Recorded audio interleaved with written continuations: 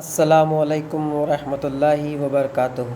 प्यारे बच्चों, कैसे हो आप लोग। उम्मीद यही है अल्लाह रब्बुल इज़्ज़त से कि आप लोग सब बखैरियत होंगे।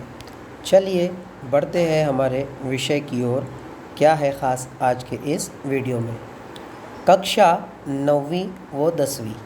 देखिए, आप लोग को यहाँ पर कक्षा 9वीं और 10वीं दोनों के लिए कहा गया है, क्योंकि जिस तरीके का 10वीं का पेपर होता है बोर्ड का, बिल्कुल सेम इसी तरीके से 9th यानी कि 9वीं का भी बिल्कुल ठीक इसी तरीके से पेपर पूछा जाता है। इसलिए कक्षा 9वीं व 10वीं दोनों के लिए जो तो ये प्रारूप दिया गया है।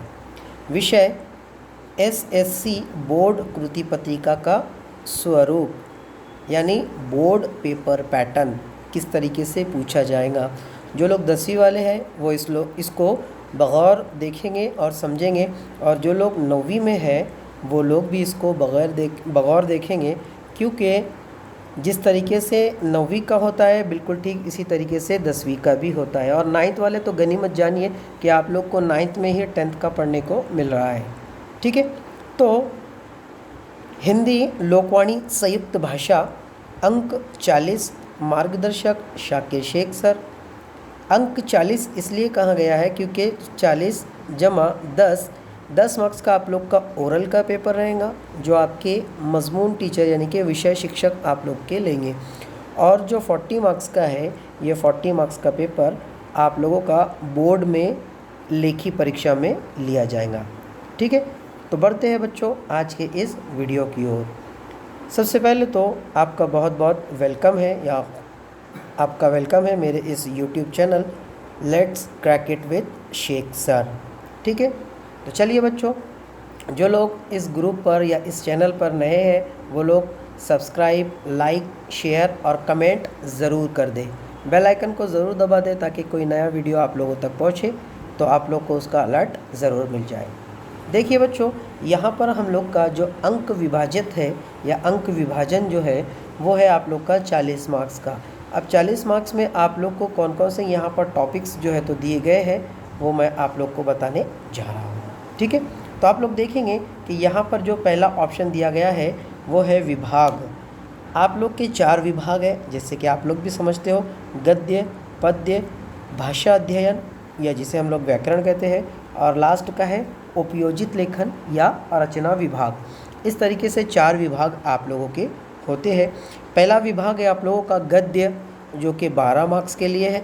दूसरा है पद्य, जो कि 8 मार्क्स के लिए है। तीसरा है व्याकरण, जो कि 8 मार्क्स के लिए है। और चौथा है उपयोजित लेखन, जो कि आप लोगों का 12 मार्क्स के लिए है।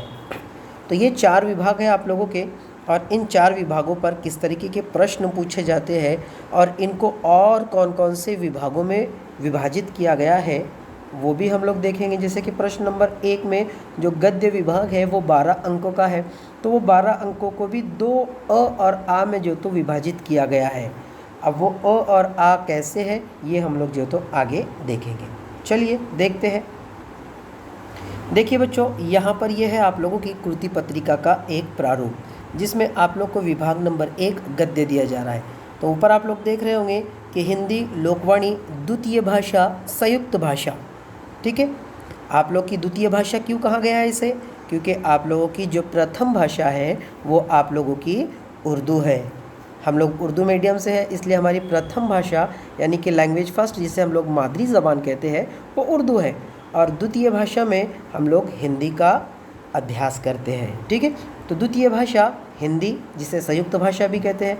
समय 2 घंटा, यानी बोर्ड में आप लोग को जो समय दिया जाएगा वो 2 घंटे का टाइम दिया जाएगा। पूर्णांक 40 गुण, यानी कि पूरे मार्क्स जो रहेंगे आप लोग के वो 40 मार्क्स का जो तो पेपर पूछा जाएगा।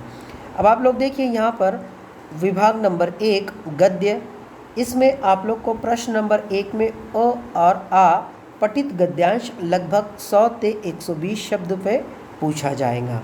यानी यहाँ पर आप लोग को प्रश्न नंबर 1 में 2 सवाल पूछे जाएंगे, प्रश्न नंबर 1 का अ और प्रश्न नंबर 1 का आ। जिस तरीके से प्रश्न नंबर 1 का अ रहेगा बिल्कुल ठीक उसी तरीके से प्रश्न नंबर 1 का आ रहेगा। ठीक है, सवालों में चेंजेस हो सकता है, लेकिन मार्क्स की विभागणी जो है तो ऐसे ही रहेंगी जैसे यहाँ पर दी जा रही है। तो देखिए बच्चों, हम लोग समझते हैं सबसे पहले क्या है।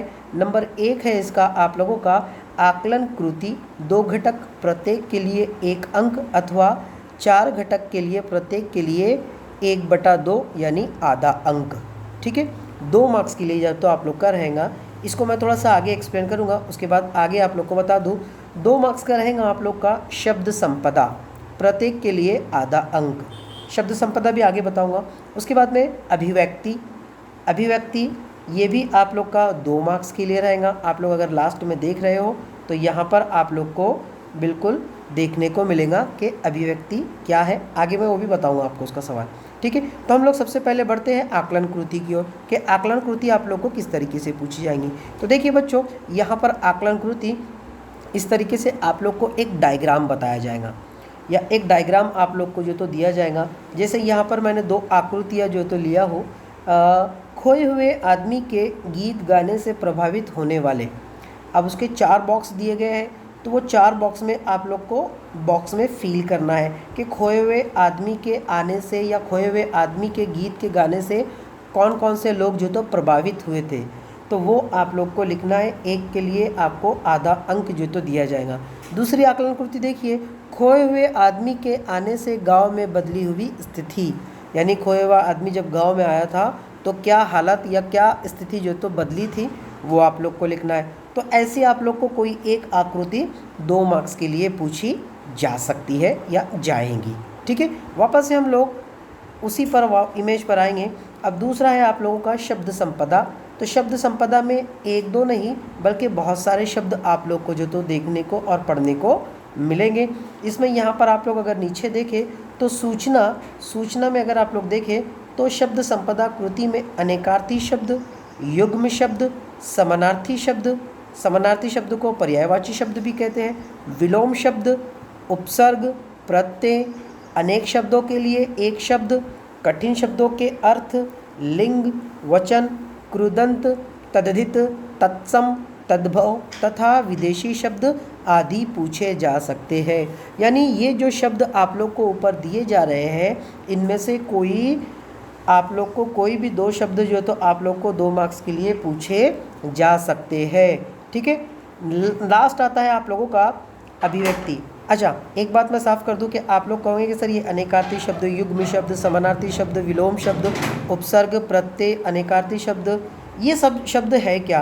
तो इंशाल्लाह इसके ताल्लुक से भी मैं आप लोग को एक वीडियो बनाकर शेयर करने की कोशिश करूँगा। आप लोग उसको देखकर उसका इल्म आप लोग को हो जाएगा।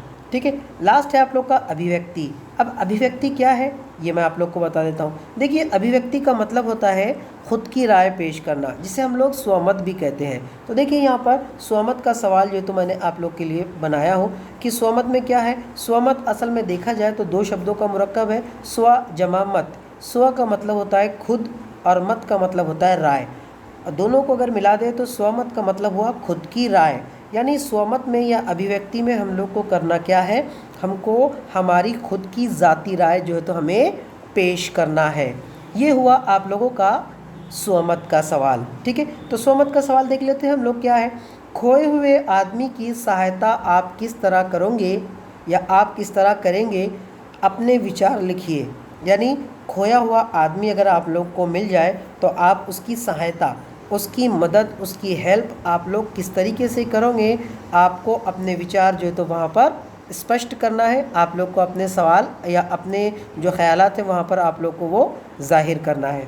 ठीक है, दूसरा देखते हैं हम लोग, देश में सांप्रदायिकता और जातिवाद को समाप्त करने के लिए आपकी भूमिका, इस विषय पर अपने विचार व्यक्त कीजिए। अब देश में जो है तो सांप्रदायिकता यानी कि जाति मतभेद। ठीक है, तो जो भी ये जो मज़हबी तसादुम वगैरह जो चल रहा है, इसको कम करने के लिए आप जो है तो अपना किरदार किस तरीके से अदा करोगे, जातिवाद को कम करने में किस तरीके से आप लोग अपनी भूमिका निभा सकते हो, इस विषय पर भी आप लोग को आपका विचार व्यक्त करना है। इसी को जो तो स्वमत कहा जाता है। ठीक है, तो ये था हम लोगों का विभाग नंबर 1 जो अल्हम्दुलिल्लाह हम लोगों ने जो है तो पढ़ लिए। उम्मीद यही करता हूँ बच्चों कि आज का ये वीडियो आप लोग को पसंद आया होगा। इंशाल्लाह हम लोग जो दूसरा सेक्शन है जिसे हम लोग पद्य विभाग कहते हैं, वो हम लोग दूसरे वीडियो में देखेंगे। ठीक है, अल्लाह हाफिज़।